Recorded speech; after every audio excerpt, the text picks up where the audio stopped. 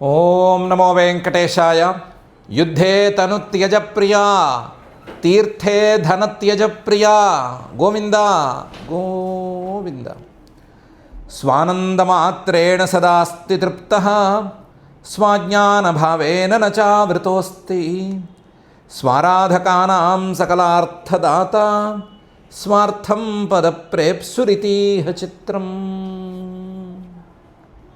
అని భక్తజనమానస సరసీరహ నివాసి అయిన శ్రీనివాస పరమాత్మని యొక్క వామన రూపాన్ని మనసులో భావించుకుంటూ శ్రీశుకుల వారు ఉపదేశం చేసిన శ్రీమద్భాగవతం యొక్క అధ్యయన కార్యక్రమాన్ని మనం చేసుకుందాం. యథాప్రకారం శ్రీ గణేశ ప్రార్థనాదులతో ఈ కార్యక్రమానికి మంగళాచరణం చేసుకుందాం. శ్రీ గణేశ ప్రార్థన.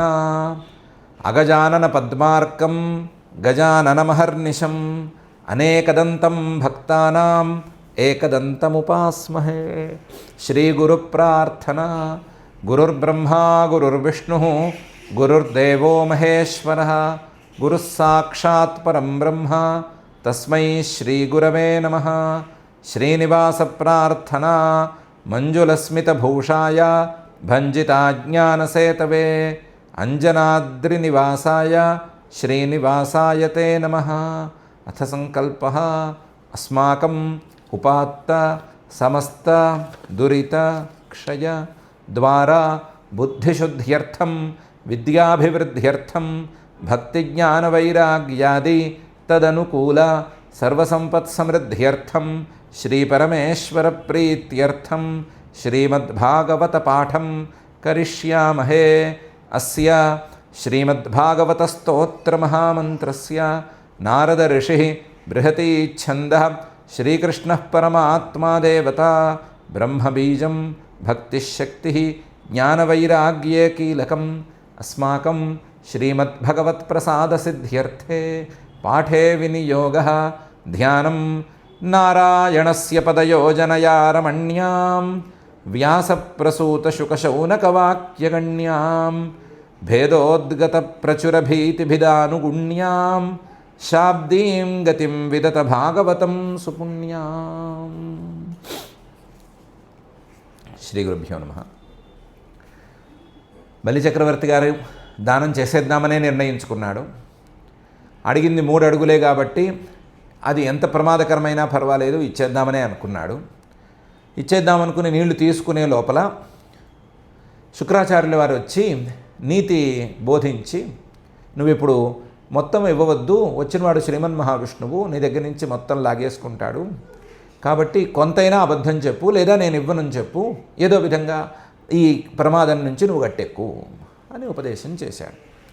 దానికోసం అబద్ధం ఆడటం తప్పు కాదన్నాడు, వేదాల్లో కూడా ఇదే ఉందన్నాడు. నువ్వు ఎలాగైనా సరే అబద్ధం ఆడి ఇప్పుడున్న అధికారాన్ని ఈ ఐశ్వర్యాన్ని వదులుకోకుండా చూసుకో అని ఉపదేశం చేశాడు. చేస్తే బలిచక్రవర్తి గారు ఎలా రియాక్ట్ అయ్యారనే విషయాన్ని 20వ అధ్యాయంలో శ్రీశుక ఉవాచ శ్రీశుకుల వారు మొదలుపెట్టి చెప్తున్నారు. బలిరేవం గృహపతి కులాచార్యేణ భాషితః తూష్ణీం భూత్వా క్షణం రాజన్ ఉవాచ అవహితో గురుం అని. బలిచక్రవర్తి గారు ఏవం కులాచార్యేణ భాషితః, ఈ రకంగా తన కులం రాక్షసు కులం మొత్తానికి ఆచార్యుడు, మొత్తానికి గురువైనటువంటి శుక్రాచార్యుల వారు చెబితే విన్నాడు. బలిచక్రవర్తి గారు పాపం గృహపతి, ఆయనకి ఇల్లు వాకిలి ఉంది, ఆయనకి పిల్లా జల్లా ఉన్నారు, ఆయనకి భార్యా పిల్లలు ఉన్నారు. ఆయనకి ఇప్పుడు ఉన్నవాడు ఉన్నట్టుండి రాజ్యం పోయి ఐశ్వర్యం పోయి అసలు నిలువ నీడ లేకుండా తినడానికి తిండి గింజలు లేకుండా పోతే ఇబ్బంది ఆయనకు కూడాను. గృహపతి ఆయన కూడా కొంచెం పెద్ద స్థాయి గృహస్థుడు అంతేను, ఆయనకి ఉన్న సమస్యలు అలాగే ఉన్నాయి, ఆయనకి ఇంట్లో ఉండే సమస్యలు ఉన్నాయి, ఆయనకి ఇంట్లో ఉండే పోట్లు అవన్నీ మామూలుగానే ఉన్నాయి. గృహపతి శుక్రాచార్యుడు వారు చెప్పిన మాట ఏమో అనుకూలంగా ఉంది, వీలుగా ఉంది. ఇప్పుడు కనుక ఇవ్వనన్న అబద్ధం చెప్పేస్తే లేదా కొంతమేరకు ఇస్తాను అని చెప్పేస్తే తప్పించుకోవచ్చు అనే తీరులో ఉంది. కాబట్టి విన్న మాటని తూష్ణీం భూత్వా క్షణం, ఒక్క క్షణం ఏమీ మాట్లాడకుండా ఆలోచించాడు. ఒకసారి లోపల విమర్శ చేసుకున్నాడు. మనం ఇప్పుడు అనువుగా ఉండే మాట వైపు మొగ్గటమా లేదా మనం నిజం వైపు నిలబడటమా అని ఆలోచన చేసుకున్నాడు. ఆలోచన చేసుకుని ఓ నిర్ణయం తీసుకున్నాడు. నిర్ణయం తీసుకున్నవాడు అవహిత, చాలా వినయంగా, రాజన్, ఓ పరీక్షిత్తు, మీ రాజులు ఎవరు అంత వినయంగా ఉండరు. ఆ క్షణాన బలిచక్రవర్తి మాత్రం వినయంగా, చాలా వినయంగా అవహిత గురుమువాచ, గురువుగారు శుక్రాచార్యుడితో ఇలా అన్నాడు. బలిదేవం గృహపతి కులాచార్యేణ భాషిత తూష్ణీం భూత్వా క్షణం రాజన్ ఉవాచ అవహితో గురుం. ఏమని మాట్లాడాడు బలిరువాచ? సత్యం భగవతా ప్రోక్తం ధర్మోయం గృహమేధినాం అర్థం కామం యశో వృత్తిం యో నబాధేత కర్హిచిత్ అని మొదలుపెట్టి మాట్లాడాడు. సత్యం, మీరు చెప్పింది నిజమేనండి. అందులోనూ భగవతా ప్రోక్తం, మీరు సామాన్యులా అండి, చాలా గొప్పవారు. మీ అంతటి గొప్పవారు చెప్పారు కాబట్టి అది నిజమే. అది నిజమే, మీ అంతటి గొప్పవారు చెప్పారు కాబట్టి నిజమే. సత్యం భగవతా ప్రోక్తం. మీరేం చెప్పారు? గృహమేధినాం ధర్మ అని చెప్పారు. గృహస్థాశ్రమంలో ఉన్నవారు పాటించవలసినటువంటి ధర్మం. ఎలాంటి ధర్మం? గృహస్థాశ్రమంలో ఉన్నవారు పాటించవలసింది ఏ రకమైన ధర్మం, లేదా వాళ్ళు ఏ రకమైన ధర్మాన్ని పాటించాలి అంటే మీరేం చెప్పారు? అర్థం కామం యశ వృత్తిం యో నబాధేత కర్హిచిత్ అని చెప్పారు.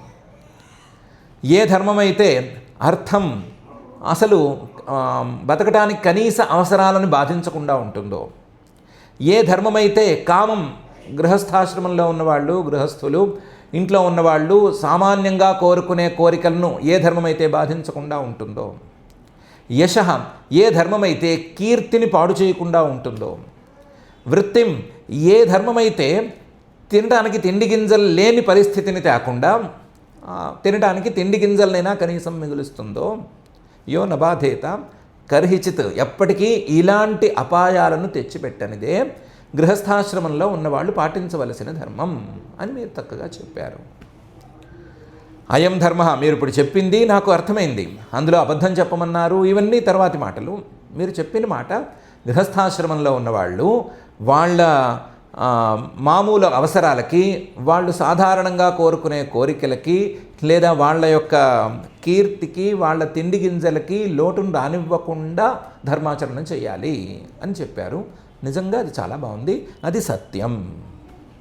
సత్యం భగవతా ప్రోక్తం ధర్మోయం గృహమేధినాం అర్థం కామం యశో వృత్తిం యో నబాధేత కర్హిచిత్. బాగానే చెప్పారు మీరు. కానీ పరిస్థితి ఇప్పుడు అలా లేదు. మీరు చెప్పింది నిజమైన ధర్మమే. ఈ ధర్మాన్ని మీరు ఇంతకుముందు చెప్పుంటే నేను కూడా పాటించేవాడిని. ఆ వచ్చిన వామనుడికి చెప్పేవాడిని, నాయన నేను అంతా ఇచ్చుకోలేను, నేను కొంచెం కండిషనల్గానే ఇస్తాను, కండిషన్స్ లేకుండా నేను పని చేయలేను అని చెప్పుండేవాడిని. కానీ నేనేం మాట్లాడాను? అన్కండిషనల్గా మాట్లాడేశాను. ఏమని మాట్లాడాను? నువ్వు అడిగిందల్లా ఇస్తాను అన్నాను. అతనేమో 3 అడుగులు చాలు అన్నాడు. 3 అడుగులు అడుగుతావేంటయ్యా, ఎక్కువ అడుగు అంటే నాకు ఇంతే చాలు అన్నాడు. నేను సరే అని ఒప్పుకున్నాను. ఇంత జరిగిన తర్వాత ఇప్పుడు మాటను నేను మార్చలేను. సచాహం విత్తలోభేన ప్రత్యాచక్షే కథం ద్విజం ప్రతిశ్రుత్య దదామీతి ప్రహ్లాది కితవో యథ. సచాహం, ఇంత దూరం తెచ్చాను కదా నేను. విత్తలోభేన, ఇప్పుడు 3 అడుగులు ఆయనకి దానం చేసేస్తే ఆయన మొత్తం నాకు ఉన్నదంతా మింగేస్తాడు అనే భయంతో, నేను దానివల్ల డబ్బు లేకుండా అయిపోతాను అనేటువంటి విత్త లోభంతో, డబ్బు మీద వ్యామోహంతో, ద్విజం కథం ప్రత్యాచక్షే, లేదు నీకు ఇవ్వను, నువ్వు వెళ్ళిపో, ఇది ఇందాక ఇస్తానన్నా అంటే అది తూచి అదేం లెక్కలేదు, తూనా బొడ్డు అనుకుంటాము అని ఎలా అంటాను? ప్రత్యాచక్షే కథం ద్విజం. వచ్చినవాడు బ్రాహ్మడికి నేను మాట ఇచ్చానాయే, ఆ మాట ఇచ్చిన దాన్ని కాదని ఎలా అంటాను? ప్రతిశ్రుత్య దదామీతి ప్రత్యాచక్షే కథం.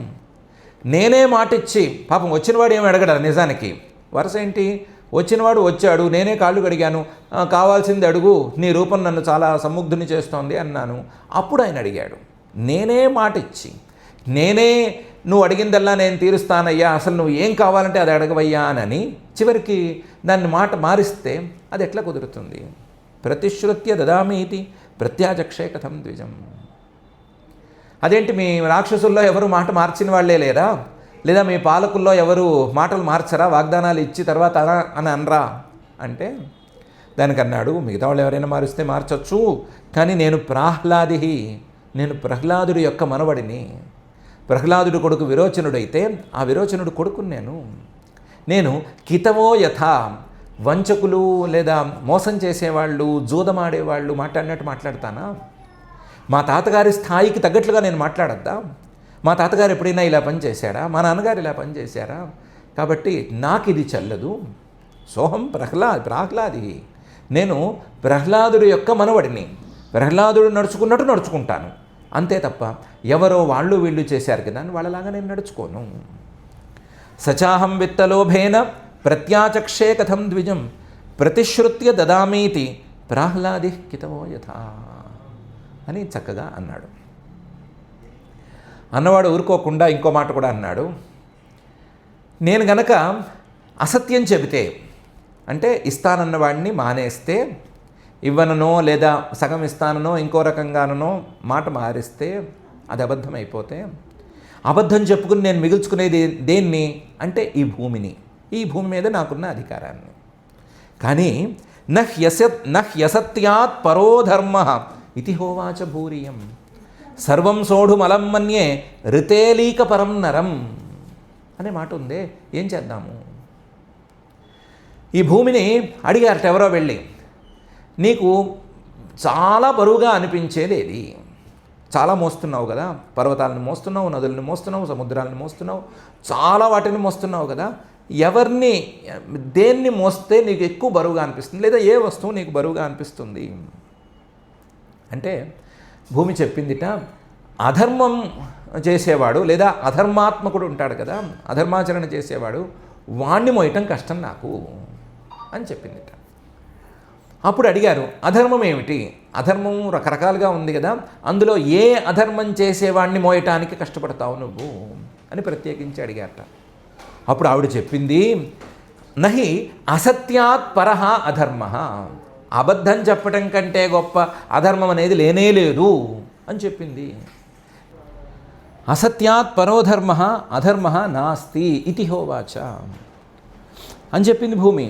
భూరియం, మనం నిలబడి ఉండేటువంటి భూమి ఆ మాట చెప్పింది. ఈ మాట చెప్పడం కాకుండా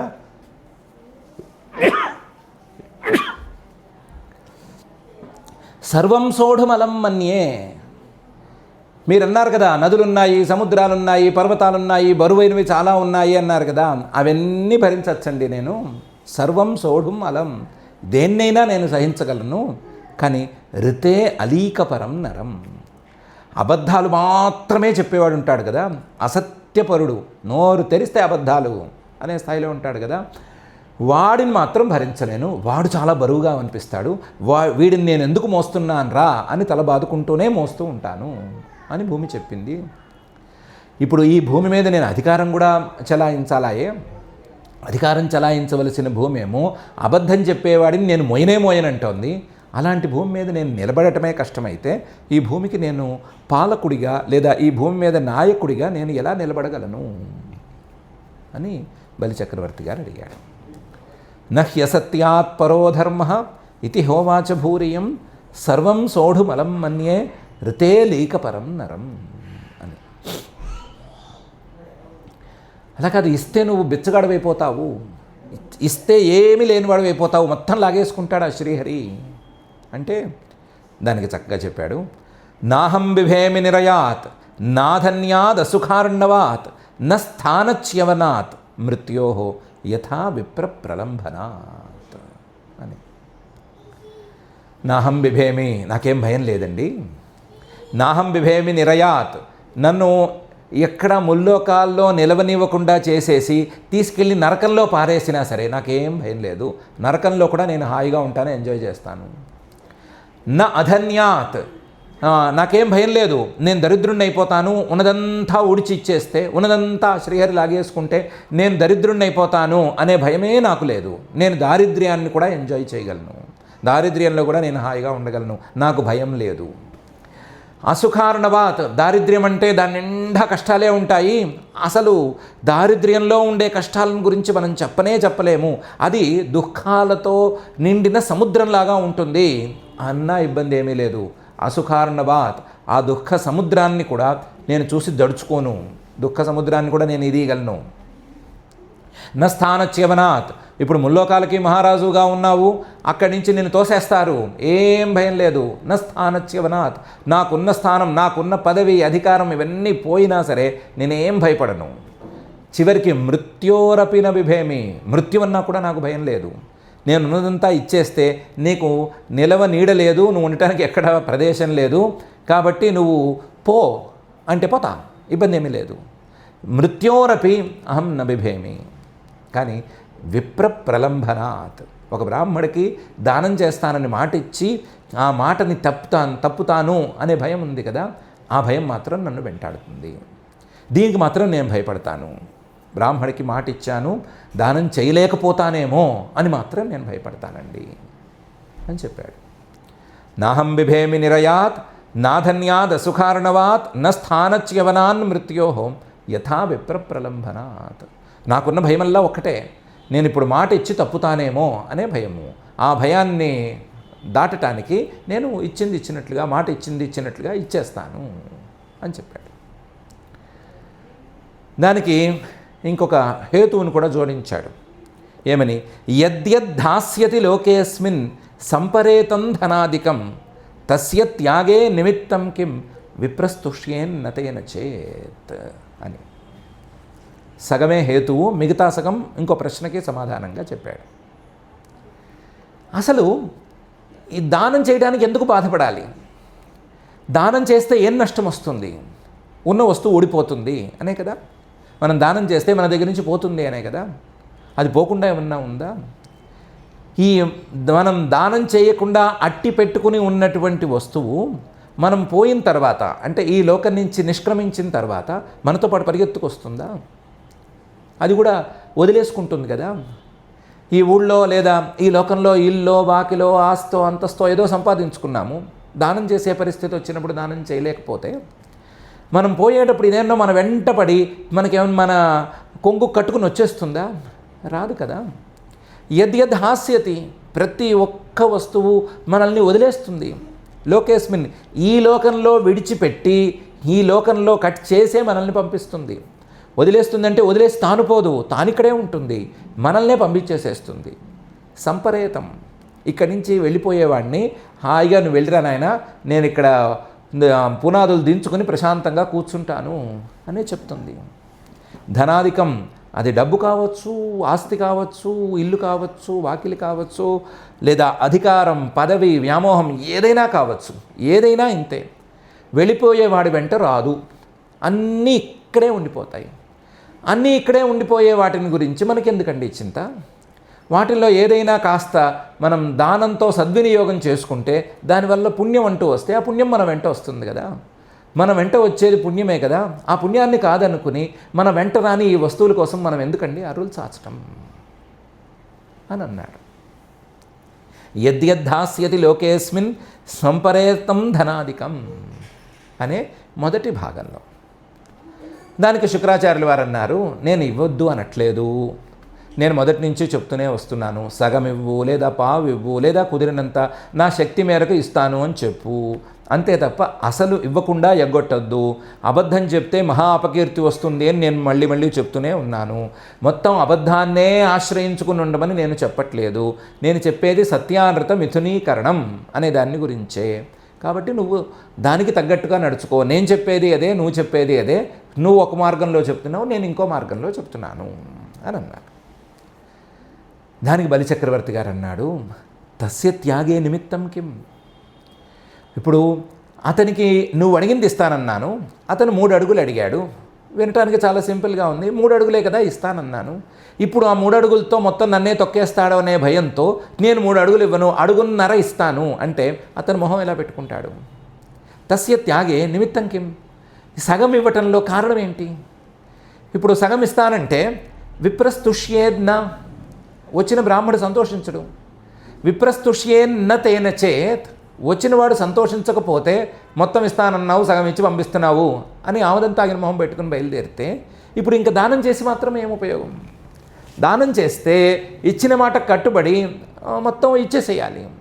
లేదంటే ముందే చెప్పుకోవాలి, నాకు అంత సీన్ లేదు నాయన, నేను దానం చేసేంత మంచోడినేం కాదు, నేను పరమ లోభిని, పిసినారిని, నేను బయటికి తీను, నేను తొందరపడి పాకెట్ తెరవను అని చెప్పుకోవాలి. అలా చెప్పుకోలేకపోతే నీ ఇస్తాను అని మాట ఇస్తే మొత్తం ఇచ్చుకోవాలి. అంతే తప్ప వాడికి సంతోషం కలగనివ్వకుండా వాడు ఏడ్చినట్టు మొహం పెడితే ఈ త్యాగానికి, ఈ దానానికి ప్రయోజనం ఏముంటుంది? మనం దానం చేస్తే ఎదుటి వాళ్ళ మొహం వెలిగిపోవాలి. ఆ వెలిగిపోయేట్లుగా దానం చేయాలి. అంటే ఇచ్చిన మాటకు మేరకు దానం చేయాలి, గౌరవంగా దానం చేయాలి, వాళ్ళని గౌరవించాలి, మొత్తం ప్రొసీజర్ మొత్తాన్ని పాటించాలి, వాళ్ళని చక్కటి మాటలతో తృప్తిపరచాలి. ఇవన్నీ ఉన్నాయి. వీటి ప్రకారం చేయాలి కదా, మొత్తం చేయాలి కదా. చేయకుండా సగం సగం చేయమంటే ఏం ఉపయోగం అని అడిగాడు. యద్యద్ధాస్యతి లోకేస్మిన్ సంపరేతం ధనాదికం తస్య త్యాగే నిమిత్తం కిం విప్రస్తుష్యేన్ నతేన చేత్ అనే ఈ శ్లోకంలో. సరే, ఒక పని చెయ్యి, నీతో మాటలు తెగట్లేదు, ఇప్పుడు నేను చెప్తున్నాను, నువ్వు ఇవ్వద్దు, వచ్చిన వాడికి ఏమీ ఇవ్వద్దు, కుదరదు, నో చెప్పి పంపించేసేయి, ఏం జరుగుతుందో మనం పైన చూసుకుందాం అని శుక్రాచార్యుల వారు అన్నారనుకుంటే, దానికి చెప్తున్నాడు, శ్రేయః కుర్వంతి భూతానాం సాధవో దుస్త్యజాసుభిః దధ్యం శిభిప్రభృతయః కో వికల్పో ధరాదిషు అని. అలా కాదండి, సాధవ మంచివాళ్ళు భూతానాం తమ సాటి ప్రాణులకి, ప్రాణులు ఎన్ని రకాలుగా ఉన్నా సరే వాటన్నిటికీ కూడా దుస్త్యజ అశుభి శ్రేయ కుర్వంతి, విడవలేరు, విడవటం అనేది కష్టమే అనేటువంటి తీరులో ఉండేటువంటి ప్రాణాలను కూడా ఇచ్చి, ప్రాణాలను పణంగా పెట్టి చుట్టుపట్టు తమ సాటి ప్రాణులకి ఉపకారాలు చేస్తారు కదండి.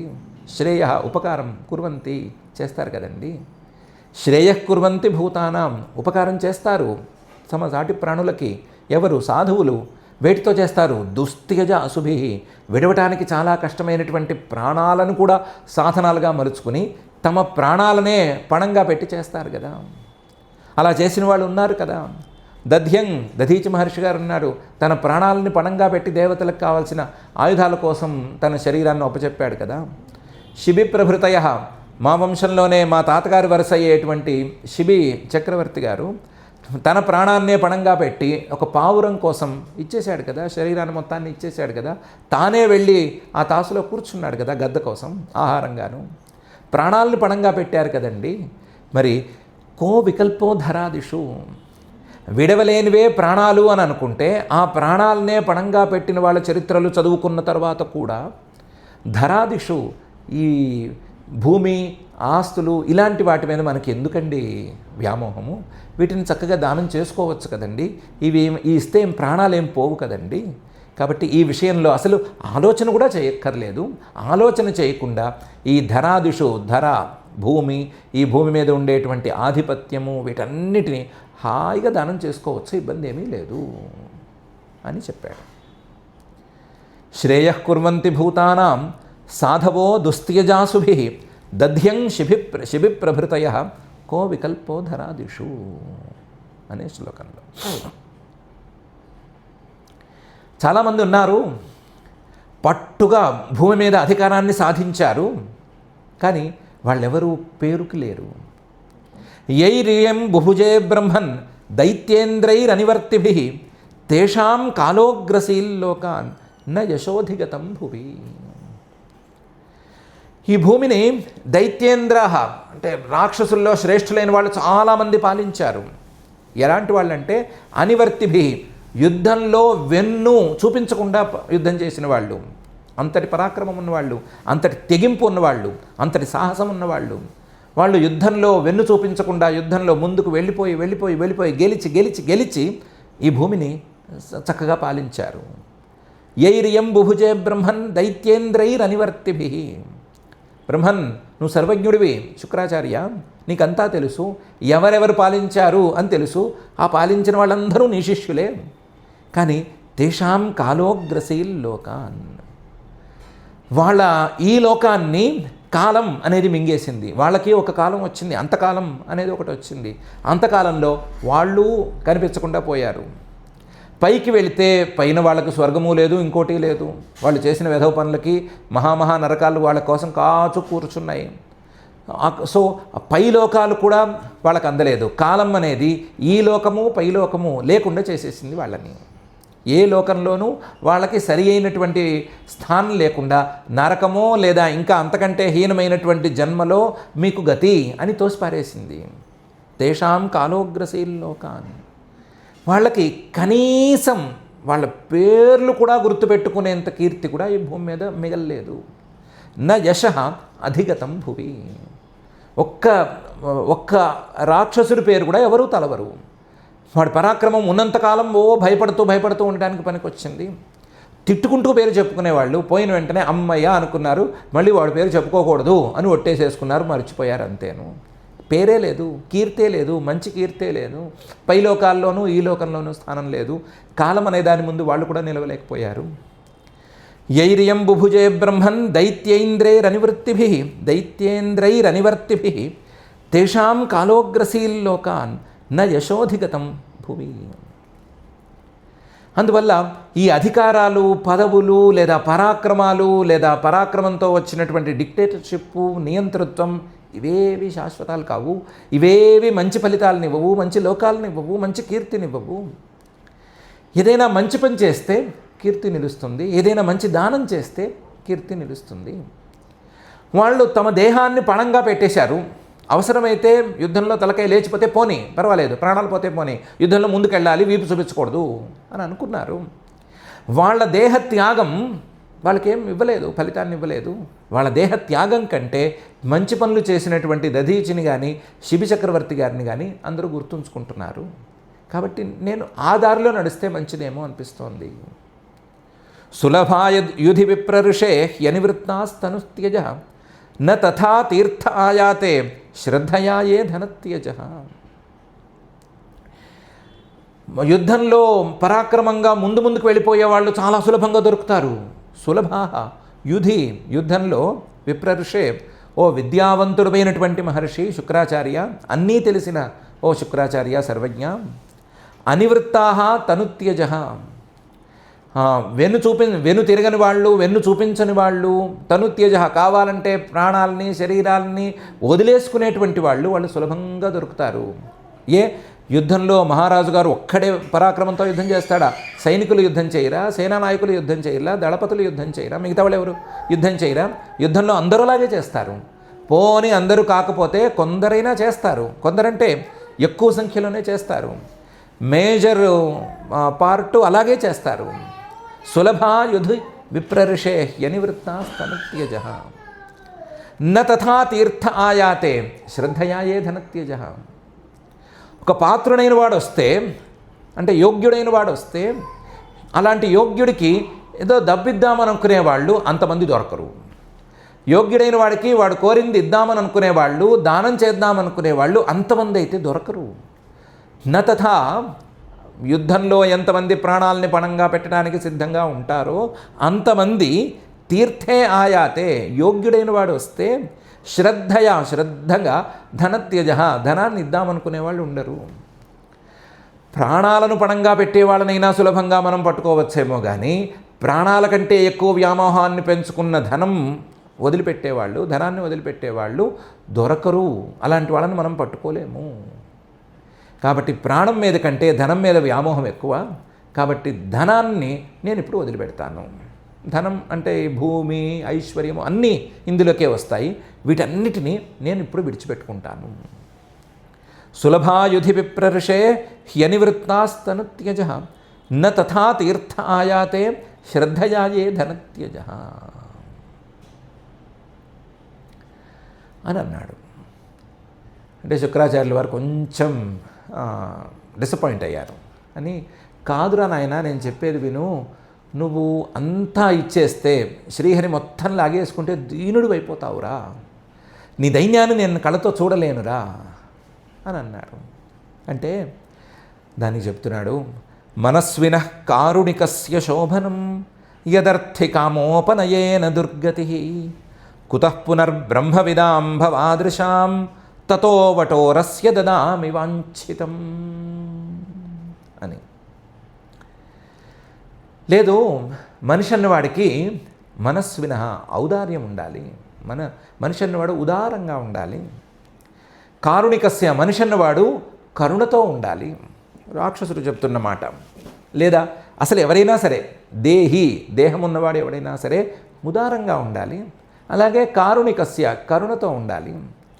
అలాంటి వాడు అర్థికామోపనయేన ఎవరో ఒకళ్ళు ఊరు పేరు లేని వాళ్ళ దగ్గరకు వచ్చి అయ్యా మాకేదో ఫలానా కోరిక ఉంది దాన్ని కొంచెం తీర్చిపెట్టండి అని అడిగితే వాళ్ళ మీద దయతో ఉదారంగా వాళ్ళకి తీర్చడానికి ముందుకెళ్ళాలి.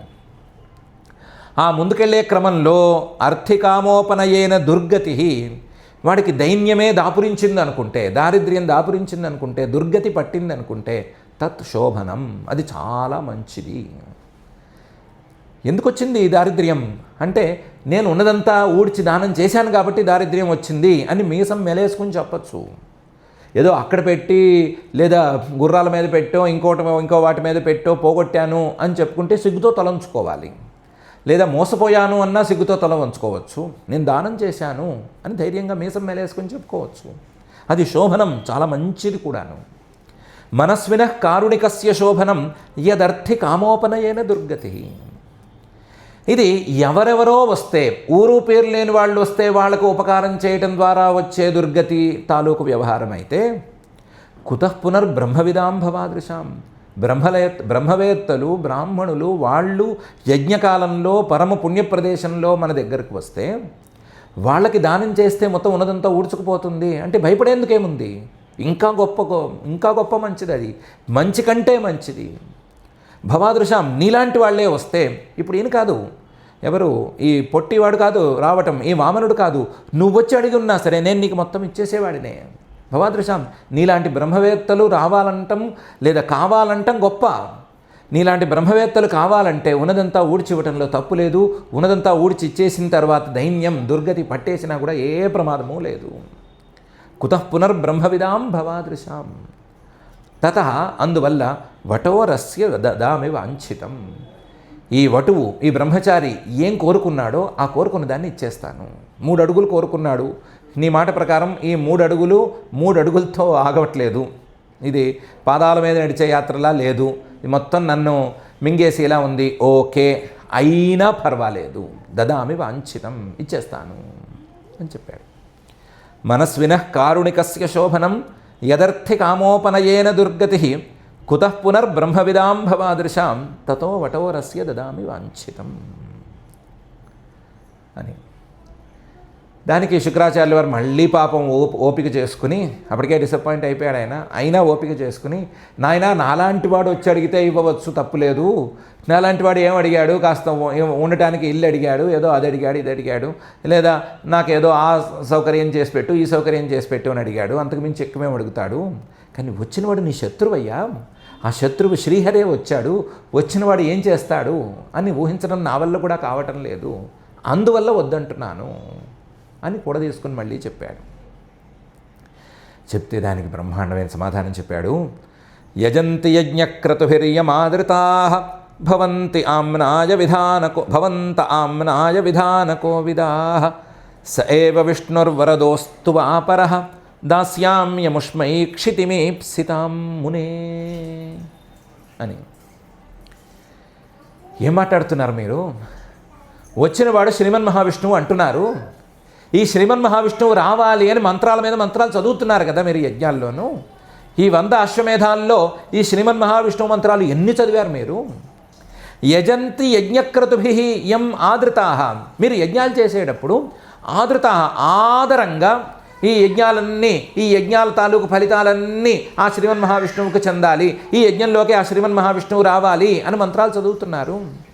యజంతి యజ్ఞక్రతుభిః యం ఆదృతాః భవంతః. అప్పుడు నేను మిమ్మల్ని అడిగాను, అదేంటండి శ్రీమన్ మహావిష్ణువు అంటారేంటండి అని అడిగాను. అడిగితే మీరేం చెప్పారు? ఆమ్నాయ విధానం, వేద విధానం అలాగే ఉంది. యజ్ఞోవై విష్ణు అనుంది, యజ్ఞ రక్షకుడు విష్ణువు అనుంది, యజ్ఞ ఫలితాన్ని ఇచ్చేవాడు శ్రీమన్ మహావిష్ణువు అనుంది అని చెప్పారు. మీరు ఆమ్నాయ విధాన కోవిదాహ, ఆమ్నాయం వేదంలో ఉండేటువంటి విధానాలని బాగా తెలుసుకున్న వాళ్ళు. మీరు అప్పుడు చెప్పినప్పుడు నేను నమ్మాను కదా, నేను కూడా శ్రీమన్ మహావిష్ణువు తాలూకు మంత్రాలన్నీ పఠించాను కదా, పఠించి శ్రీమన్ మహావిష్ణువు నా యజ్ఞానికి రావాలి, యజ్ఞానికి వచ్చి యజ్ఞాన్ని సార్థకం చేయాలి అని ప్రార్థించాను కదా. అలాంటి వాడే కదా ఇప్పుడు వచ్చింది, ఆ శ్రీమన్ మహావిష్ణువే కదా వచ్చింది. స ఏవ విష్ణు, ఏ విష్ణువునైతే మనం ప్రతి యజ్ఞంలోనూ రమ్మని రమ్మని రమ్మని ప్రార్థించామో ఆ శ్రీమన్మహావిష్ణువే వచ్చాడు.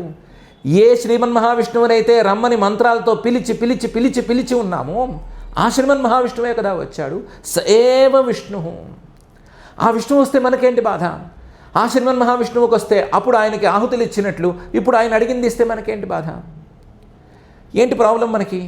వరదోస్తు, ఆయన వరాలు ఇవ్వని, అథవా పరహ, శత్రువై మనకున్నదంతా తీసేసుకొని, ఆయనే కదా యజ్ఞం, ఆయనే కదా యజ్ఞరక్షకుడు, ఆయనే కదా యజ్ఞ ఫలదాత, మనకేంటి బాధ? ఇచ్చేద్దాం. వరదోస్తు మా పరహ దాస్యామ్యముష్మై. అందువల్ల నేను నిర్ణయం తీసేసుకున్నాను, వచ్చిన శ్రీమన్మహావిష్ణువుకి ఇచ్చేదే. ఏమిచ్చేదే? క్షితిం, ఆయన అడిగినంత భూమి, ఆయన కోరుకున్నంత భూమి, ఆయన పెరిగినంత మేర వచ్చినటువంటి భూమి ఇచ్చేదే. ఈప్సితాం, ఆయన ఎంత కోరుకుంటే, ఎంత అనుకుంటే అంత భూమిని నేను ఇచ్చేదే. నేను నా మాటల్లో తప్పులేని చెప్పట్లేదు, నా మాటల్లో తప్పేం లేదు. మునే, నువ్వు ఆలోచించు చూడు, నువ్వు కూడా మననం చేసి చూడు. నీ స్థాయికి తగినట్లుగా నువ్వు ఇంతవరకు మాట్లాడలేదు. అసలు మునివిగా నువ్వు చెప్పవలసిన మాటలే ఇవి కావు. ఒక మునిగా నువ్వు నాకు చెప్పాల్సిన మాట, అబద్ధం ఆడొద్దు. పోతే పోయింది రాజ్యం, పోతే పోయింది పదవి, పోతే పోయింది ఐశ్వర్యం, ఏమైనా పర్వాలేదు, బికారమైనా పర్వాలేదు, బిచ్చమెత్తుకున్నా పర్వాలేదు, రంతిదేవుళ్ళ ఉండు, వాళ్ళ ఉండు, వీళ్ళ ఉండు అని నాకు చెప్పుండాల్సింది. అందులో నువ్వు శ్రీమన్మహావిష్ణువే వస్తే నువ్వు అసలు వెనకాడకూడదు. మనం 100 యజ్ఞాలుగా ఆయన రాక కోసం మంత్రాలు పఠించాం. ఈరోజు చక్కగా వచ్చాడు ఆయన, ఇచ్చేయటమే మన అదృష్టం బాగుంది అని చెప్పుండాల్సింది. నువ్వు అలా చెప్పట్లేదు. నువ్వు పైగా ఏం చెప్తున్నావు? ఆయనకి ఇవ్వద్దు, ఆయన మనకు శత్రువు అని చెప్తున్నావు. శత్రువు అయితే ఏమి మనకి, లేదా మనకి వరదుడైతే మనకేంటి? ఆయన కోసమే ఇన్ని యజ్ఞాలు చేశాం, ఆయన కోసం ఎన్ని మంత్రాలు పఠించాం. అలాంటి శ్రీమన్మహావిష్ణువు వస్తే ఇవ్వమని నువ్వు చెప్పుండాలి. నువ్వు చెప్పకపోయినా నువ్వు ఆలోచించుకో, నేను మాత్రం ఇంతే, ఇచ్చేదే, ఈ నిర్ణయం తీసేసుకున్నాను అని తేల్చేశాడు. యజంతి యజ్ఞక్రతుభిర్యమాదృతాః భవంత ఆమ్నాయ విధానకోవిదాః స ఏవ విష్ణుర్వరదోస్తు వా పరః దాస్యామ్యముష్మై క్షితిమీప్సితాం మునే అనే ఈ శ్లోకంలో. ఆమ్నాయ విధానం ప్రకారం చేస్తే చేశాము. ఆ శ్రీమన్మహావిష్ణువు మీ ముత్తాతలిద్దరినీ సంహరించాడు. అలాంటి వాడిని పట్టుకుని నువ్వు ఇప్పుడు భూమంతా ఇచ్చి, వాడు శత్రువైనా పర్వాలేదు, నాకు వరదుడైనా పర్వాలేదు, నేను మాత్రం భూమంతా ఇచ్చేస్తాను, బికారని అయిపోతానంటున్నావు, అదేం తెలివి అంటే దానికి చెప్పాడు. యద్యప్యసావధర్మేణ మాం బధ్నీయాదనాగసం తథాప్యేనం న హింసిష్యే భీతం బ్రహ్మతనుం రిపుం. ఒప్పుకుందాము, ఈయన శత్రువే అని ఒప్పుకుందాము, రిపుహు అనే మాట ఒప్పుకుందాము. కానీ శత్రువు ఏ రూపంలో వచ్చాడు? బ్రహ్మతనుం, బ్రాహ్మణుడి వేషంలో వచ్చాడు.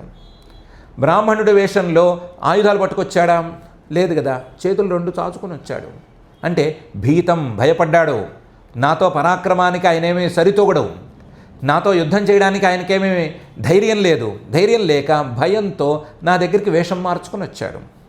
ఇలాంటి వాడిని న హింసిష్యే, నేను ఏమాత్రం హింసించను. ఇలాంటి వాడు కోరినట్లుగా ఇచ్చి పంపించేస్తాను, అంతే.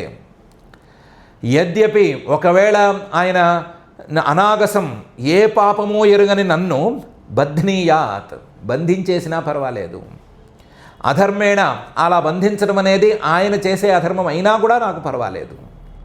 యద్యప్యసావధర్మేణ, వచ్చిన ఈ బ్రాహ్మణ వేషధారి అయినటువంటి శ్రీమన్మహావిష్ణువు అధర్మేణ, అధర్మ విధానంతో నన్ను బంధించేసినా, ఏ తప్పు ఎరగని నన్ను బంధించినా సరే నాకేం బాధలేదు. యద్యప్యసావధర్మేణ మాం బధ్నీయాదనాగసం తథాపి, అలా అయినా సరే ఏనం, ఈ బ్రహ్మచారి రూపంలో వచ్చినటువంటి శ్రీమన్మహావిష్ణువుని న హింసిష్యే, నేను హింసించను ఇన్ ది సెన్స్ కనీసం ఇస్తానన్నది ఇవ్వకుండా పంపించను. ఇస్తానన్నది ఇచ్చేసే పంపించటమే. భీతం, ఆయన భయపడ్డాడు కదా, బ్రహ్మతనం, అందుకనే కదా బ్రాహ్మణ వేషం వేసుకొచ్చాడు. రిపుం, నా శత్రువు అయితే, నా శత్రువు నాకు భయపడి వేషం మార్చుకొని వచ్చి నన్ను అడిగాడు అంటే నాకు అది కీర్తే, నాకు అది గెలుపే, కాబట్టి ఈ గెలుపుని నేను అంగీకరిస్తున్నాను అని చెప్పాడు. కొద్దిగా గర్వం కూడా తలకెత్తి ఉంది, తలకెక్కి ఉంది. ఆ గర్వం తలకెక్కడానికి పాపం పరమాత్మే కారణమయ్యాడు. ఎక్కడ లేని పొగడతలు పొగిడేసరికి గర్వం తలకెక్కి ఉన్నాడు. కాబట్టి ఈ మాట అన్నాడు. ఇది చిన్న మాటే అనుకోవచ్చు, పర్వాలేదు. యద్యప్యసావధర్మేణ మాం బధ్నీయాదనాగసం తథాప్యేనం న హింసిష్యే భీతం బ్రహ్మతనుం రిపుం. ఏషవా ఉత్తమ శ్లోకః న జిహాసతి యద్యశః హత్వామైనాం హరేర్యుద్ధే శయీత నిహతోమయ. ఇట్ట కాదు అనుకుంటే, ఆయనకి భయం లేకపోతే గనక ఆయన రూపం మార్చుకుని రమ్మను, అప్పుడు చూసుకుందాం. ఏషవా ఉత్తమ శ్లోక, ఆయన కీర్తి గొప్పది అంటారు కదా, కీర్తి గొప్పది అయింది.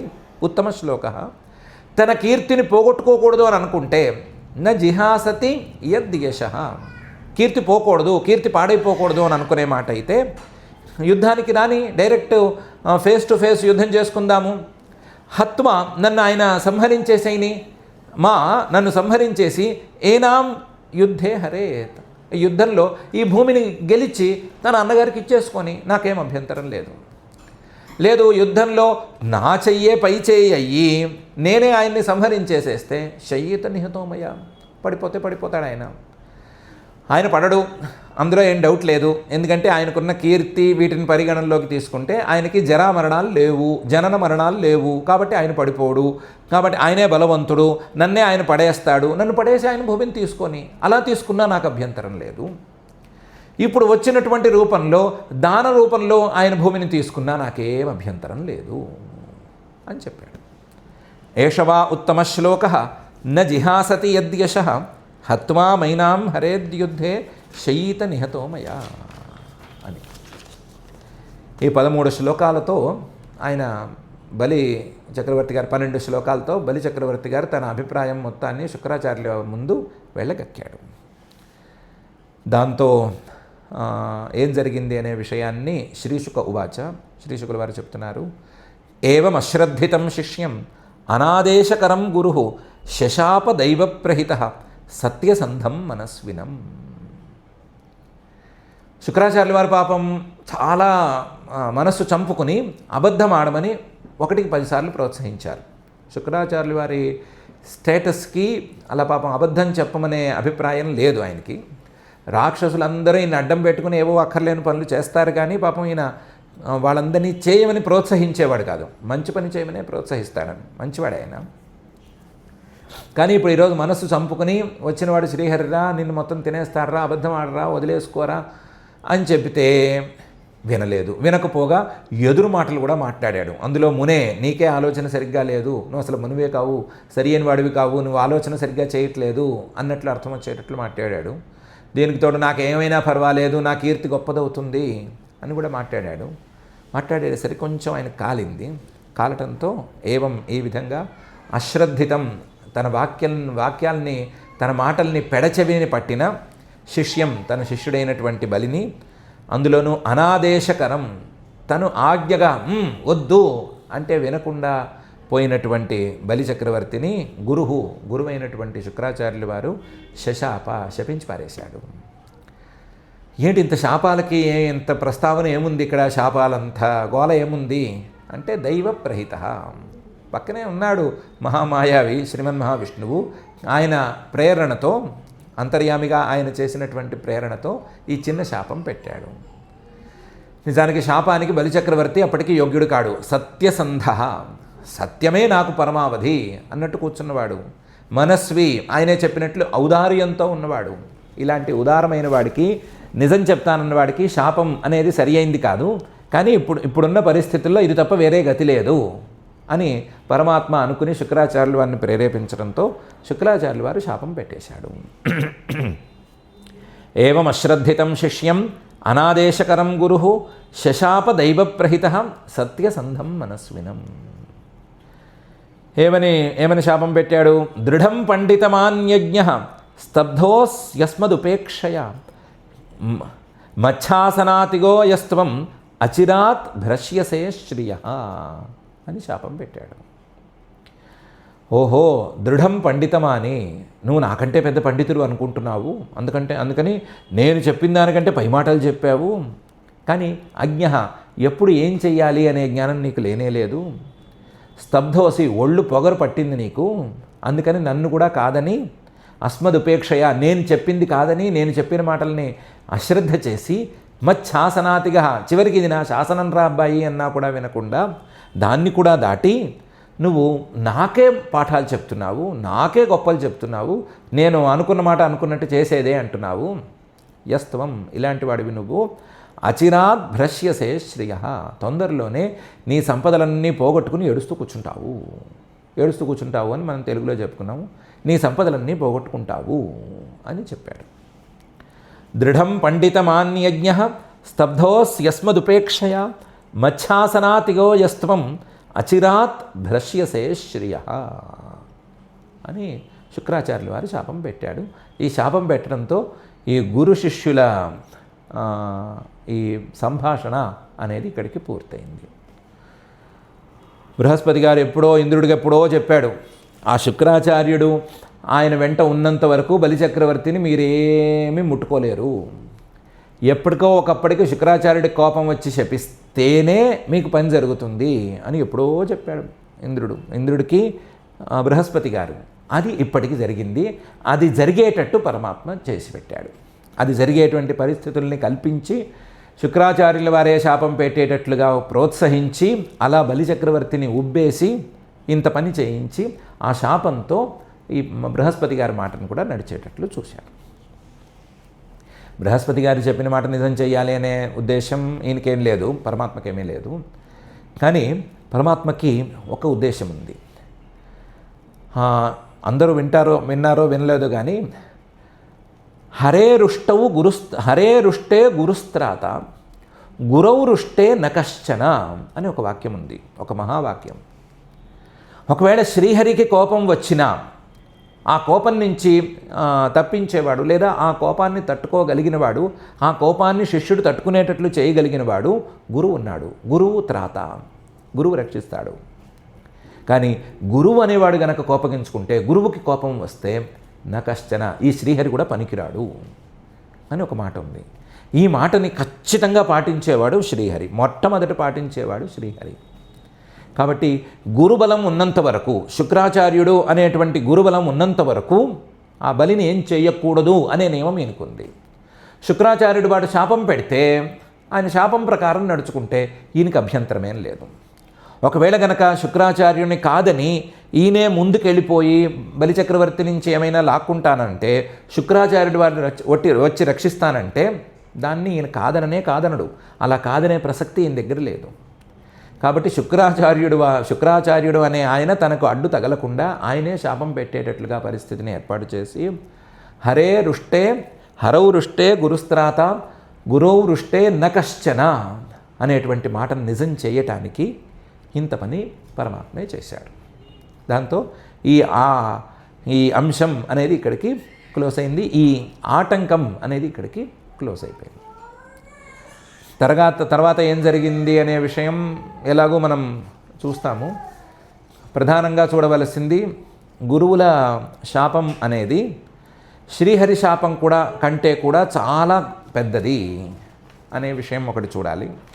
గురుశాపం వస్తేనే హరిశాపం వస్తుంది అనేటువంటి ప్రధానమైన విషయం ఒకటి చూడాలి. రెండోది బలిచక్రవర్తి గారు చెప్తున్నటువంటి ఔదార్యం లాంటి మాటలను గురించి చూడాలి.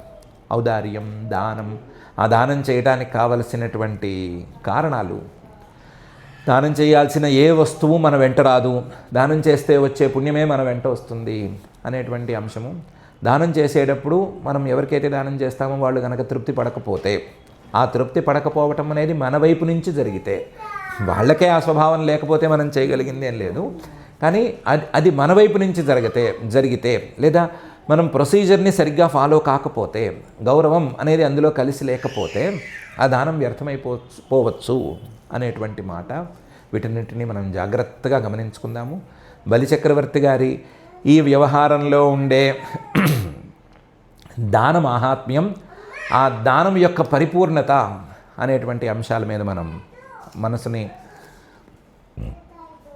ఒకసారి పెట్టి చూద్దాము. పెట్టి చూసి మనం కూడా ఉత్తమ దానానికి ఎలా దగ్గరగా వెళ్ళాలి అనే ఆలోచన చేద్దాము. ఇంకా ఈ దానం గురించిన చర్చ మనకు ఉంది కాబట్టి చేసేటప్పుడు చర్చల్ని మనం చేసుకుంటూ పోదాము.